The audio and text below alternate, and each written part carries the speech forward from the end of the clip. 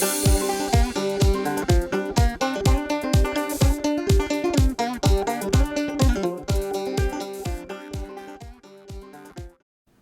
this is Dirt Farmer Maggie from dirtfarmerj.com, and today I am going to show you how to make my world famous, according to Dirt Farmer J, strawberry orange rhubarb pie. If you've never had rhubarb pie before, it's a great way to use a beautiful plant that not only looks great in your landscape, but you can also eat its stalks.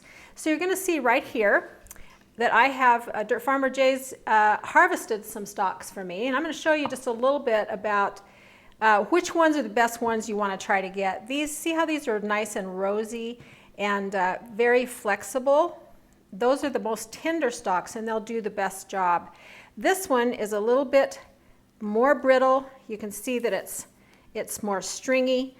Rhubarb is almost like celery from that respect. So you want to get, in celery you don't want limp celery, but you want limp rhubarb. Okay, so I have already cut almost 3 cups of rhubarb. So I'm just going to finish cutting these up for you.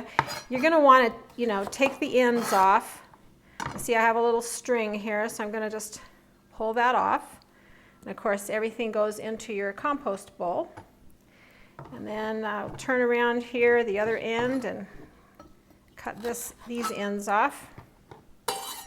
And then I'm just going to dice these. You don't want to get them too small because the pie will get kind of mushy. So just about that size, a little bigger, a little smaller, it doesn't really matter a lot.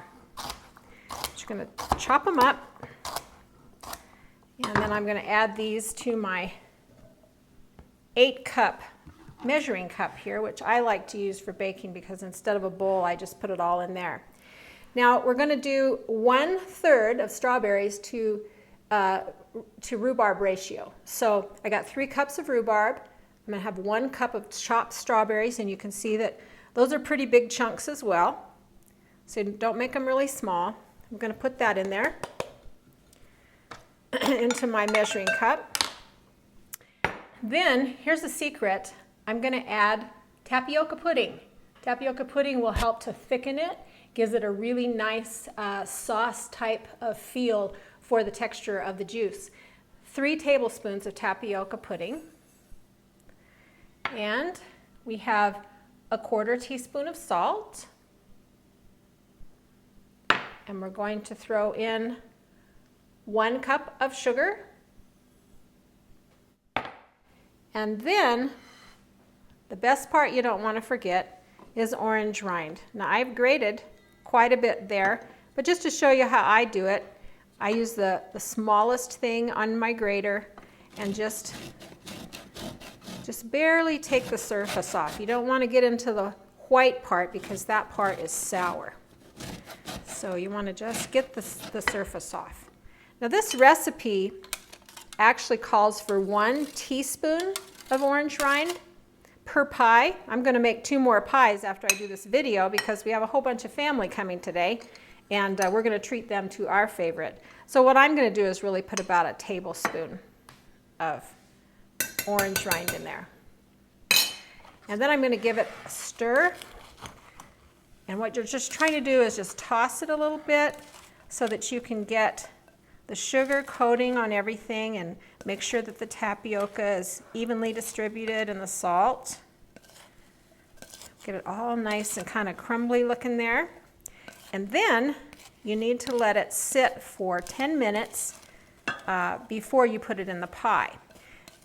Now I've already preheated my oven to 400, and it's going to go in there for 20 minutes at 400. Then I'm going to reduce it to 350 for another 30 to 40 minutes. So I've already got my pie crust here into my pan, and I'll tell you what, I tried for years and years to make my own pie crust.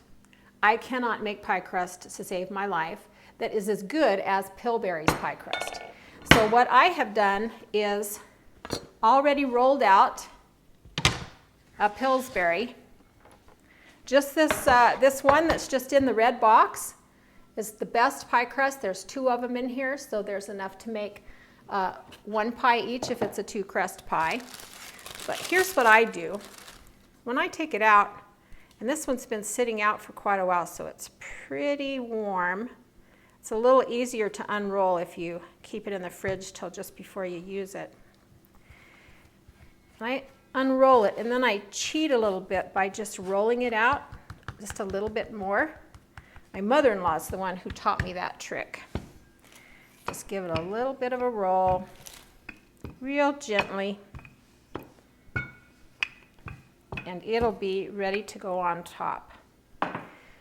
Then, of course, you're going to want to do your little slits. Let me get my knife. We're going to put some little slits at 1/3. So I'm going to do it kind of in half. Put some slits there. And then I'm going to kind of fold it over in thirds again and put some slits there. Our rhubarb strawberry concoction here has been sitting in this measuring cup, and you can see that it's sort of shrunk down a little bit. The strawberries are nice and shiny from all the sugar that's being absorbed. So now we're just going to take this and put it right into our pie crust.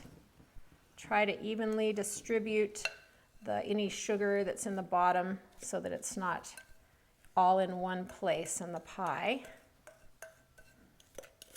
I've got quite a bit of sugar in there. There we go. So we'll just get that distributed down. I always try to make sure I've got sort of the strawberries evenly in there so that you get a bite of both things with each bite.